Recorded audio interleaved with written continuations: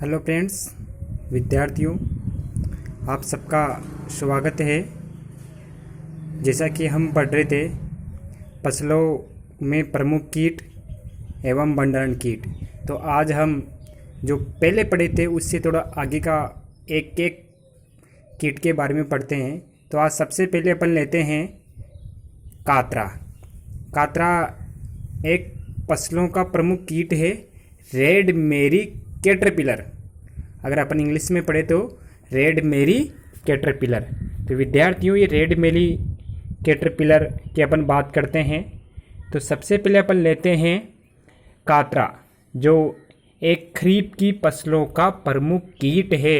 खरीफ की फसलों में भी अब अगर अपन बात करें तो धान की फसल हो या फिर अपन बात करें जैसे दलहन की फसल, मूंग, उड़द, मोठ, तिल, इन सभी फसलों का एक प्रमुख कीट है। अगर अपन इसकी बात करते हैं तो इसका कातरा है। इसका जो वैज्ञानिक नाम है, तो वैज्ञानिक नाम है इसका एमसेक्टा। क्या नाम है? एमसेक्टा। वैज्ञानिक नाम है एमसेक्टा मूरी। कातरा का वैज्ञानिक क्या नाम है? एमसेक्टा मूरी। अगर अपन बात करें तो इसका वैज्ञानिक नाम है एमसेक्टा मूरी। इसके बाद अगर अपन बात करते हैं तो एमसेक्टा मूरी है, ये किस गण का सदस्य है? अपन ने उस दिन गण के बारे में भी बात की थी। तो कातरा है वो कौन से गण का सदस्य है? तो गण की अगर अपन बात करें तो गण कौन सा है इसका? लेपिडोप्टेरा। कौन सा है? लेपिडोप्टेरा। कौन सा गण है? लेपिडोप्टेरा का ये सदस्य है। इसके बारे में अपन पहले भी बात कर चुके हैं कि प्रमुख गण है लेपिडोप्टेरा, जिसमें मक्खियाँ हैं, इसके सारे तितली है। तो इसे अपन कातरा है वो एक सलभ के रूप में रहता है। तो सलभ ही कातरा हो सकता है, क्योंकि अपन जो बात की थी तो सलभ हो या कातरा, ये उसी प्रकार एक तितली की भांति रहता है। तो सलभ या तितली ये इसके अंतर्गत आते हैं। इसके बाद अपन बात करते हैं कुल। कुल की अगर अपन बात करते हैं तो गण के बाद कौन सा आता है? कुल। कुल की अगर अपन देखते हैं तो कुल कौन सा है इसका? कुल है आर्कटिडी। कौन सा कुल है? आर्कटिडी। ये आर्कटिडी है। अगर दोस्तों, विद्यार्थियों, अगर आपको कुछ समझने में परेशानी हो तो आप व्हाट्सएप ग्रुप पर इसका बारे में कमेंट्स कर सकते हैं या लिख सकते हैं कि हमारे को इस स्पेस में या इस प्रोसेस में कोई समस्या है, समझ में नहीं आ रहा है, तो उसके बारे में आप कमेंट कर सकते हैं। इसके बाद अपन बात करते हैं सामान्य प्रक्रिया है। एक बार और सुन सकते हो आप। कातरा एक प्रमुख खरीफ की फसलों का कीट है। इंग्लिश में इसे रेड मेरी कैटरपिलर कहते हैं, जिसका वैज्ञानिक नाम है एमसेक्टा मूरी। वैज्ञानिक नाम को आप सब जानते हैं, क्योंकि जीनस और स्पेस सी दोनों को अपन अलग अलग अंडरलाइन करते हैं। तो ये जीनस हो गया, ये स्पीसीज हो गई। गण है लेपिडोप्टेरा। कुल है आर्कटिडी। इसके पश्चात अगर अपन देखते हैं तो ये एक सर्वभक्षी कौन सा कीट है? ये एक सर्वभक्षी कीट है, जो सामान्य तौर पर उत्तरी भारत में, अगर अपन अपने देश की बात करें तो सामान्य तौर पर ये उत्तरी भारत में सर्वाधिक मात्रा में पाया जाता है। किस क्षेत्र में? उत्तरी भारत में। अब अपन देखते हैं इसके प्रमुख लक्षण। लक्षण की अपन देखते हैं। व्यापकता अपन ने देख ली। व्यापकता के बारे में अपन ने देखा कि एक सर्वभक्षी कीट है, सभी फसलों का एक मुख्य कीट हो सकता है, और ये उत्तरी भारत में सर्वाधिक मात्रा में पाया जाता है। लक्षण अगर अपन देखते हैं तो लक्षण की अगर अपन बात करते हैं कैसा कीट है, सामने तौर पर इसके प्रमुख लक्षण है प्रौढ़। प्रौढ़ की अपन बात करें, प्रौढ़ जो कीट होता है, प्रौढ़ यानी व्यवसक, जिसे अपन सलभ कहते हैं, तो एक व्यवसक है जो स्थूलकाय यानी स्थूलकाय बड़ा, काले रंग का, काले बिंदुओं वाला, काले बिंदुओं वाला, काले बिंदुओं वाले सफेद पंख। किस पंख का? सफेद पंख होते हैं। यानी काले बिंदु होंगे, किस पे होंगे? पंख पर। सफेद पंख युक्त होता है। वक्ष का भाग, जो वक्ष अपन ने जो पढ़े थे पिछली क्लास में, वक्ष का जो भाग है वो थोड़ा कैसा होगा? वक्ष का भाग लाल होगा। कैसा होगा? लाल। वक्ष का जो भाग है वो कैसा होगा? लाल होगा। सुंडी कि अगर अपन बात करें, सुंडी जो लट जिसे अपन कहते हैं, लट होगी कम से कम अगर अपन बात करते हैं 40 से 50 mm, ये मिलीमीटर में है। आप सब जानते हैं कि mm, एक सेमी के अंतर्गत अपन बात करते हैं तो एक सेमी के अंतर्गत कितनी मिलीमीटर आते हैं? एक सेमी के अंदर अपन बात करते हैं 10 मिलीमीटर आते हैं। कितने आते हैं? 10 मिलीमीटर आते हैं। तो अगर अपन सेमी की अगर बात करें तो कम से कम 4 से 5 सेमी, अगर मिलीमीटर की बात करें तो कम से कम 40 से 50 मिलीमीटर ये इसकी सूंडी या लट की लंबाई होती है। जिसका रंग कैसा होता है? लंबी होगी तो रंग कैसा होगा? लट का रंग होगा लाल भूरा। कैसा होगा? लाल और भूरा। जो सूंडी का रंग है वो कैसा है? लाल और भूरा। इसके नोट्स भी आपको मिलेंगे जो लिखे हुए हैं, तो उसमें आपको मैं भेज दूंगा व्हाट्सएप ग्रुप पर। इसके जो नोट्स लिखे हुए हैं वो नोट्स आपको उपलब्ध हो जाएंगे। आगे अगर अपन बात करते हैं तो यह है पोषक पौधे। ये तो हो गई सामान्य चीज़ें। अब इसे किस किस पौधों को ये अपना साकार या अपना पोषक बनाता है जिसे ये ग्रहण करते हैं। अगर अपन बात करते हैं पोषक पौधे, तो पोषक पौधे में अगर अपन बात करेंगे तो पौधे वही होंगे जो अपने फसलें हैं। तो फसलों में कौन कौन सी होती है आप देख सकते हैं। जैसे खरीफ की फसलें, किसकी फसल? खरीफ की फसल की अपन बात ही करेंगे। खरीफ की फसलों को ये लेता है तो खरीफ की फसलें। खरीफ की फसलों में अगर अपन बात करें तो सामने तौर पर अपन देखते हैं मक्का है, मक्का, जवार। इसके बाद अपन बात कर सकते हैं मूंग, मोठ जो उत्तरी भारत में सर्वाधिक है। अपन बात करें राजस्थान की तो बीकानेर मोठ के लिए प्रसिद्ध है। तिल, ये सभी फसलें आदि अपन कर सकते हैं। इसके बाद में ये तो हो गए पोषक पौधे। अब सती यानी नुकसान क्या पहुंचाता है? नुकसान, सती का मतलब अपन बात करते हैं अगर सती होगी तो ये क्या करता है? तो अगर अपन बात करते हैं तो सती के अगर अपन देखते हैं सामने तौर पर तो सती की अगर अपन बात करते हैं तो इस कीट का प्रकोप, किस कीट का? कातरा कीट का। कातरा कीट का जो प्रकोप है वो ज़्यादातर हल्की भूमि, कौन सी भूमि में? हल्की भूमि में, यानी जो मिट्टी थोड़ी हल्की हो, भारी मिट्टी में नहीं, जैसे काली मिट्टी में नहीं, हल्की भूमि में सर्वाधिक होता है। अपन बात करें बलुई मिट्टी, रेतीली मिट्टी, हल्की भूमि, कम वर्षा वाले, जैसे कि अपन मरुस्थलीय क्षेत्र की बात करें तो कम वर्षा, यानी इसका प्रकोप होगा हल्की भूमि में, कम वर्षा वाले क्षेत्रों में।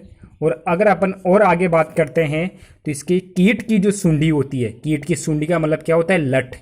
कीट की जो लट है या कातरा कीट की जो सूंडी है वह सूंडी क्या करती है? सूंडी की अगर बात करें तो पौधों के कोमल भाग, कोमल भाग कौन से होते हैं? पौधों की पत्तियां, यानी जो नवजात पत्तियां होती है, पत्तियां, यानी पत्तियां को समूह के रूप में, यानी एक दो नहीं बहुत सारे समूह में रहकर खाती है। परंतु कुछ बड़ी होने पर ये अलग अलग पत्तियां तथा पौधों के अन्य मुलायम भागों को भी ये खाकर नष्ट कर देती है। तो कीट का प्रकोप अधिक होने पर आगे यानी क्या करते हैं? अपने पौधों के मुलायम भागों को खाएगी। अब जब कीट अधिक मात्रा में बढ़ेगा, तो फसल को सर्वाधिक हानि पहुंचती है, यानी अपन कहते हैं कि फसल अधिक नष्ट हो जाती है। तो यह तो हो गई इसकी सती। अगर अपन बात करते हैं इस कीट का जीवन चक्र, ये सबसे लाइफ साइकिल होता है, यानी कीट का जीवन चक्र क्या है? तो जीवन चक्र के बारे में अपन पहले पढ़ चुके हैं। कायांतरण, अगर पूर्ण कायांतरण होगा तो कैसा होगा, अपूर्ण कायांतरण होगा तो कैसा होगा? कातरा कीट की बात करें हम तो कातरा कीट में पूर्ण कायांतरण पाया जाता है। कैसा? पूर्ण कायांतरण। तो जीवन चक्र है या लाइफ साइकिल की अपन बात कर रहे हैं तो वो कैसा है, इसके बारे में अपन बात करते हैं। तो ये आगे देखते हैं। देखो आप, कातरा के सल्ब यानी व्यवशक, जिसे अपन बात करते हैं वर्षा प्रारंभ होने पर, यानी अपन बात करें जुलाई के महीने में, यानी प्रथम वर्षा जून जुलाई में होती है तो जुलाई की अपन बात करते हैं, या वर्षा होने के 2 सप्ताह बाद तो जुलाई के प्रथम सप्ताह में स्लब जो अपन बात कर रहे हैं या व्यवशक की जो बात कर रहे हैं वह वर्षा होने के पश्चात मिट्टी से बाहर निकलते हैं। बाहर निकलकर ही क्या करेंगे? प्रजनन करते हैं।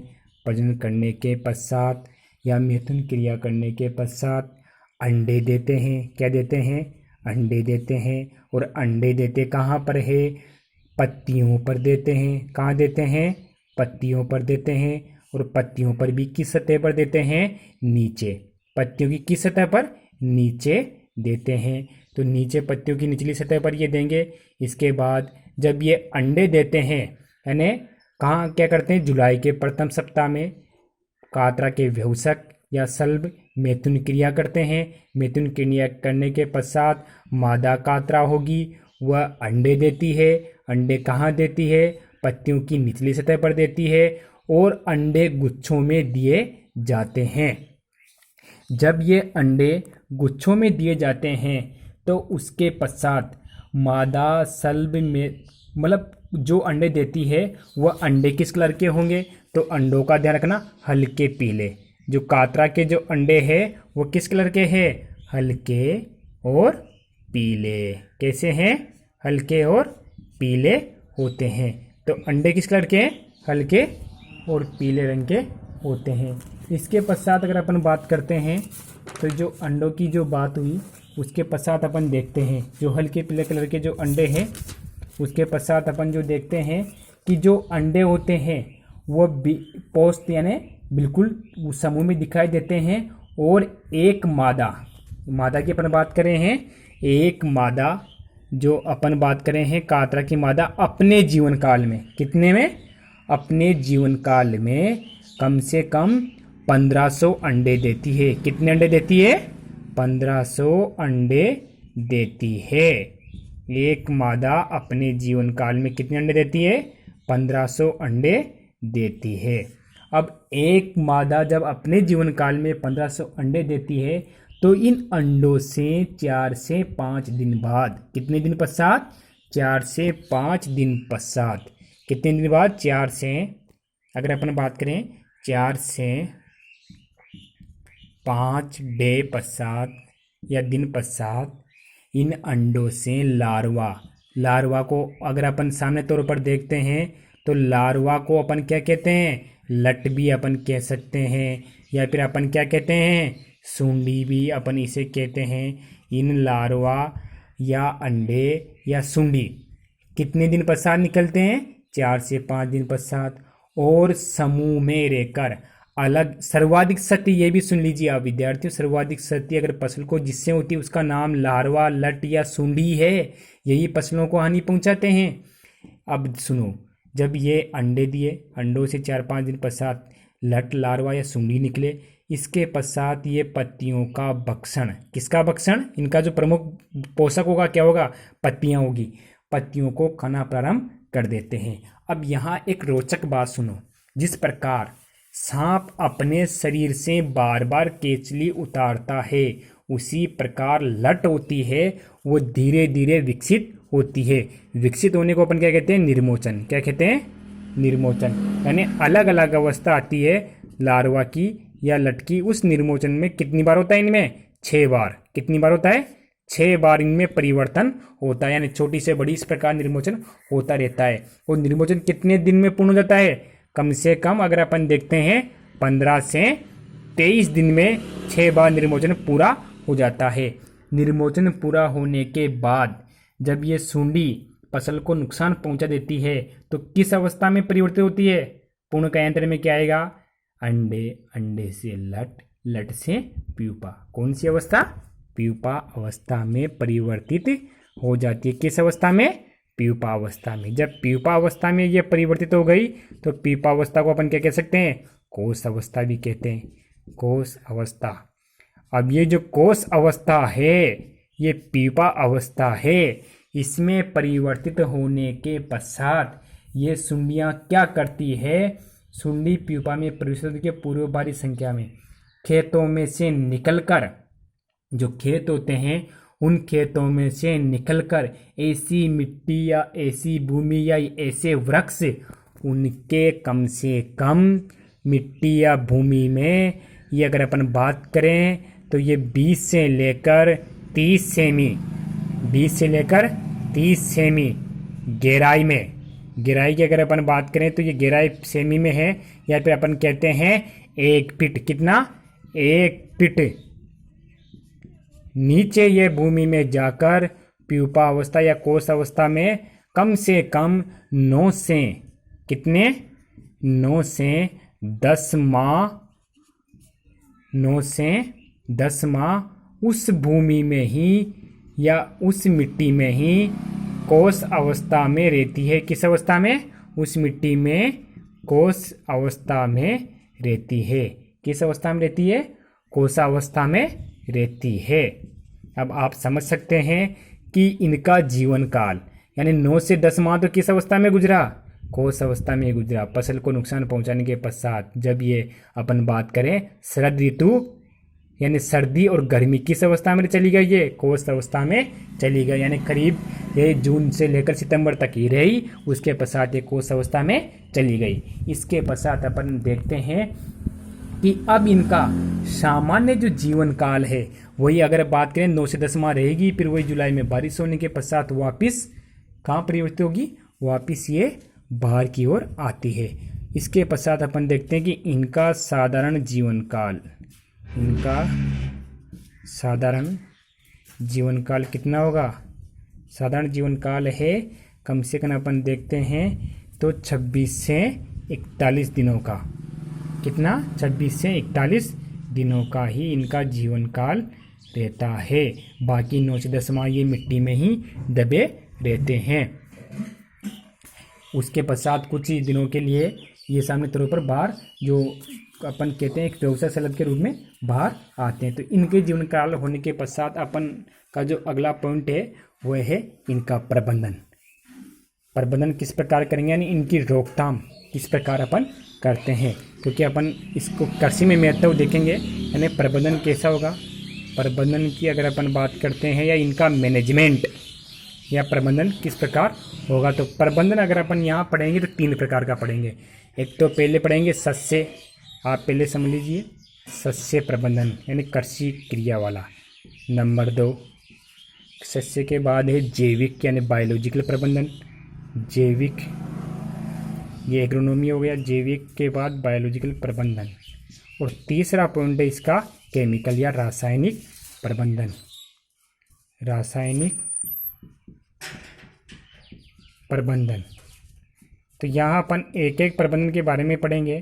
तो एक एक प्रबंधन की अगर अपन बात करें हैं तो यहाँ आपके सामने 3 प्रबंधन हैं, तो ये आप देख लीजिए। पहला प्रबंधन है सस्य प्रबंधन, दूसरा है जैविक प्रबंधन और तीसरा है रासायनिक प्रबंधन।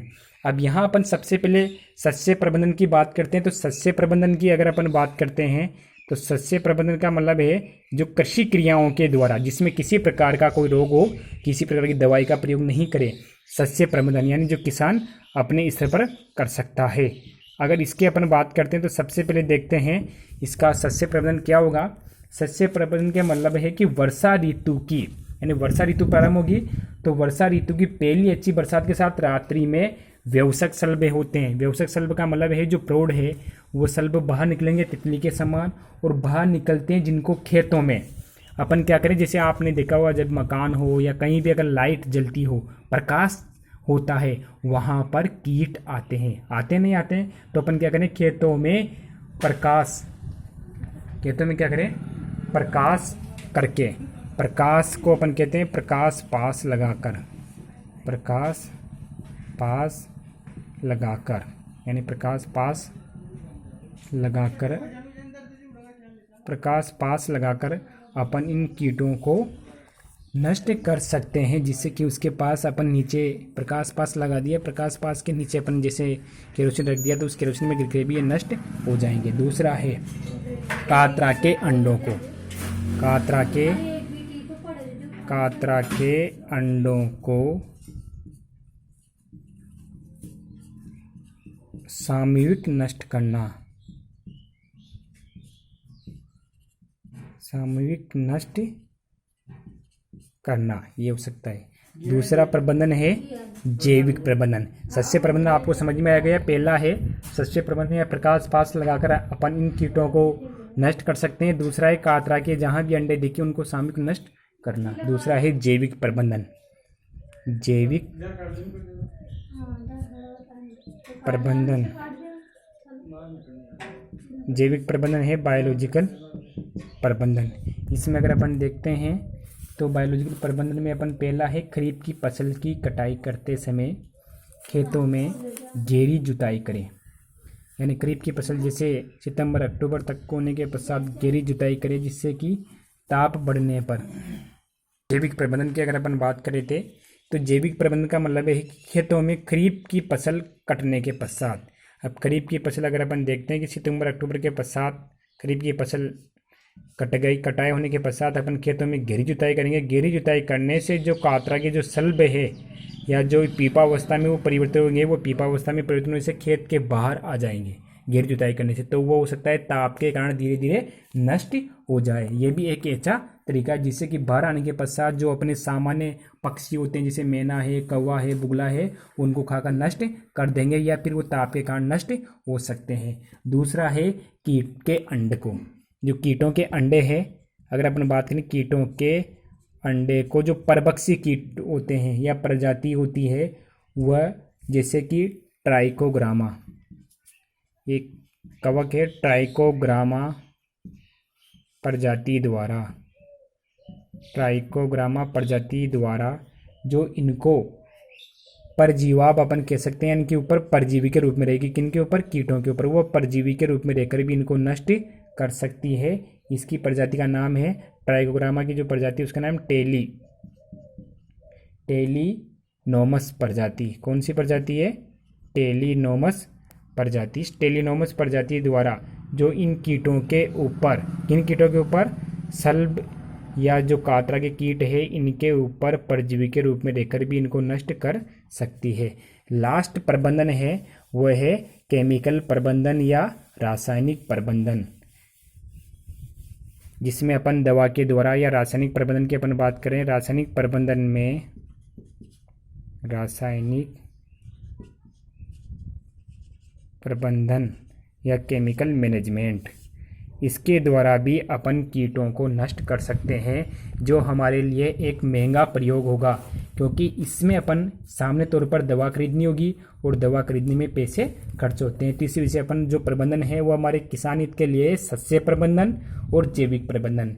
दूसरा प्रबंधन है जिससे मिट्टी को भी नुकसान होता है लेकिन लास्ट स्टेज पे अपन इसका प्रयोग करते हैं।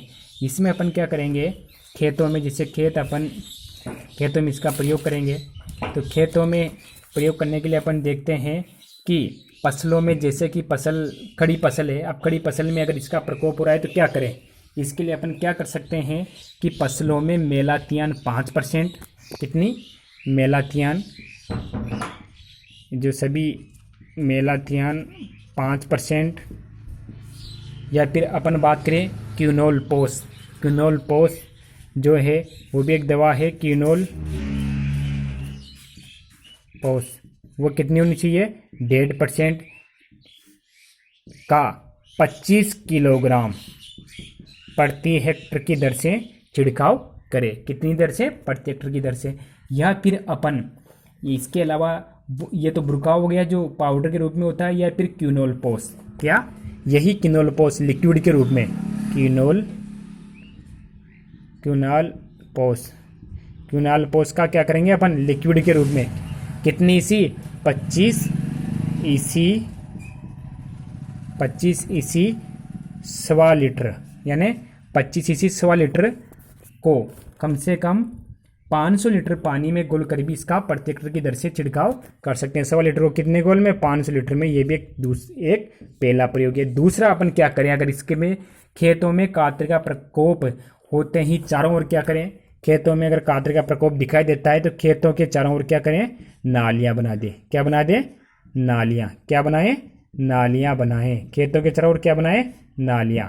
नालियां बनाने के पश्चात अपन क्या करेंगे, उन नालियों में से एक खेत से दूसरे खेत में कातरे का प्रकोप नहीं हो, इसके लिए अपन 30 सेमी की नालियां खोदकर मेलाथियान क्यूनोल चूर्ण से उपचारित करना चाहिए, ताकि एक खेत से दूसरे खेत में कीटों का गमन नहीं हो सके। यानी जो नालियां बनाई, कितनी सेमी होनी चाहिए नालियां की चौड़ाई, 30 सेमी जो चौड़ी नालियां है उसमें किसका प्रयोग करें, क्यूनोल पोस। किसका? क्यूनोल पोस। वही जो चूर्ण है उस चूर्ण का छिड़काव करें, और चूर्ण का छिड़काव करने के पश्चात ये एक खेत से दूसरे खेत में नहीं पहुंचेंगे। तो विद्यार्थियों, आज जो अपन ने जो कातरा पढ़ा है उसको सबसे पहले स्टेप बाय स्टेप समझने की कोशिश की। आपको जो समझ में आए तो बहुत अच्छी बात है। नहीं आए तो आप इसके बारे में सुझाव दे सकते हैं या कमेंट कर सकते हैं। नहीं आए तो आपको व्हाट्सएप ग्रुप के माध्यम से समझाया जाएगा।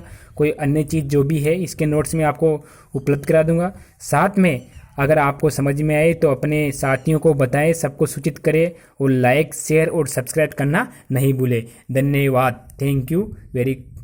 आपका बेस्ट ऑफ लक होना चाहिए जिससे कि आपको अच्छी तरह से आपको आगे उपलब्धि मिले। इसके लिए मैं आप सबका धन्यवाद करना चाहूँगा। जो अगर आपने जो वीडियो अंत तक देखा उन सबके को बहुत बहुत धन्यवाद। कल मिलेंगे अपन अगले कल या अगले पॉइंट के साथ। Thank you.